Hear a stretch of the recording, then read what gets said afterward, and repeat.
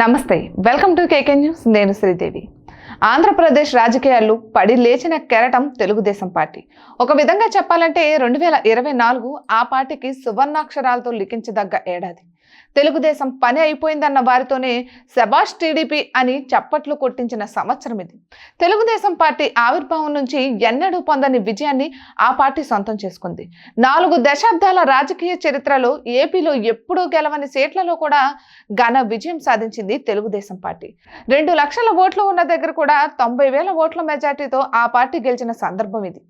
అయితే దీని వెనుక అపర చాణక్యుడు చంద్రబాబు ఉన్నాడన్నది బహిరంగ రహస్యం శత్రువుతో చివరి వరకు పోరాడే తత్వం అయినది అయితే ఎంత అలా చేసినా కాలం అనేది కలిసి రావాలి ఆ కాలం 2024లో చంద్రబాబుకు కలిసి వచ్చింది తెలుగుదేశం పార్టీకి ఘన విజయాన్ని తెచ్చిపెట్టింది ఎప్పుడో 2019లో జరిగిన వివేకానందరెడ్డి హత్య అంశం 2024లో కలిసి వచ్చిన అంశంగా మారిపోయింది ఈ ఎన్నికల ఫలితాల్లో స్పష్టంగా కనిపించింది ఎప్పుడు రాయలసీమలో టీడీపీ వెనుకబాటుతో ఉండేది ఎన్టీఆర్ హయాంలో సైతం మిశ్రమ ఫలితాలే వచ్చేవి కానీ 2024 ఫలితాల్లో ఏకపక్ష విజయాన్ని సొంతం చేసుకుంది తెలుగుదేశం పార్టీ రాయలసీమలో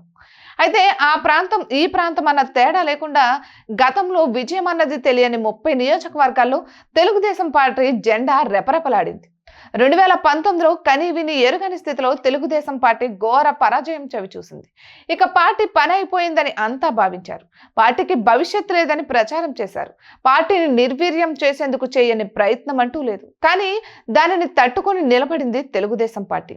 అయితే 2023 సెప్టెంబర్ వరకు ఒక ఎత్తు ఆ తర్వాత మరో ఎత్తు అన్నట్టు పరిస్థితి నడిచింది చంద్రబాబు అక్రమ అరెస్టుతో ఇమేజ్ మరింత పెరిగింది వైసీపీ గ్రాఫ్ మరింత తగ్గింది అయితే 2024లో ఎంటర్ అయిన తర్వాత చంద్రబాబు తన కదలికలను మార్చారు తన వ్యూహాలను పదును పెట్టారు 7 పదుల వయసులో అలు పెరగకుండా శ్రమించారు వందలాది ఎన్నికల సభల్లో పాల్గొన్నారు తన స్టైల్ను మార్చారు ప్రజల్లోకి చొచ్చుకెళ్లారు ఆయన శక్తిని సామర్థ్యాన్ని గుర్తించిన ప్రజలు అద్భుత విజయాన్ని అందించారు అందుకే తెలుగుదేశం పార్టీతో పాటు చంద్రబాబుకు 2024 ఒక ప్రత్యేకమే ఇటువంటి మరెన్నో వీడియోస్ కోసం కేకే న్యూస్ తెలుగు ఛానల్ని సబ్స్క్రైబ్ చేసుకోండి.